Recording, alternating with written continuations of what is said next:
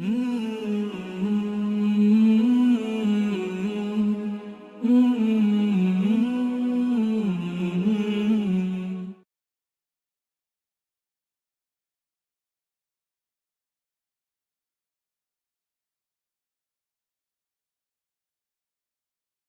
کائنات کا بستر کیسا تھا،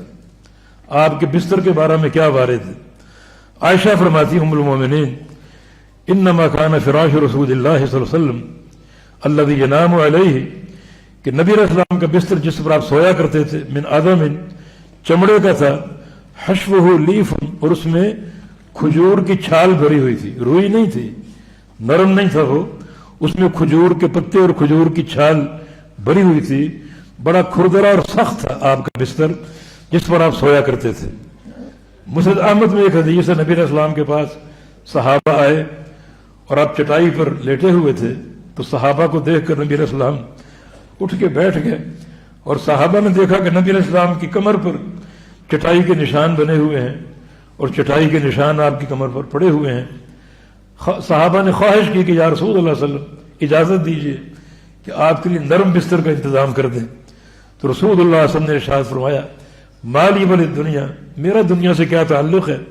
انما انا بالدنیا کا راکب، میری دنیا کی مثال، میری اور میری دنیا کی مثال ایک سوار کسی ہے، استظل تحت شجرہ، جو کسی درخت کے نیچے پڑاؤ ڈالتا ہے چند گھڑیاں، اور پھر ثم راح بطرقہ، پھر وہاں سے روانہ ہو جاتا ہے، اس درخت کو چھوڑ دیتا ہے۔ تو دنیا ایک عارضی میرا ٹھکانہ ہے، اس کو چھوڑ کے میں نے چلے جانا ہے،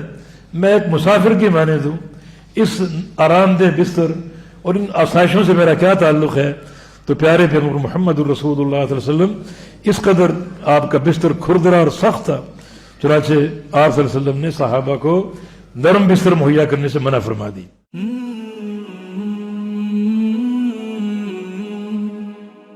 سبسکرائب کریں اور بیل آئیکن پر کلک کریں تاکہ آپ کو بر وقت ہماری ویڈیوز کا نوٹیفیکیشن مل سکے۔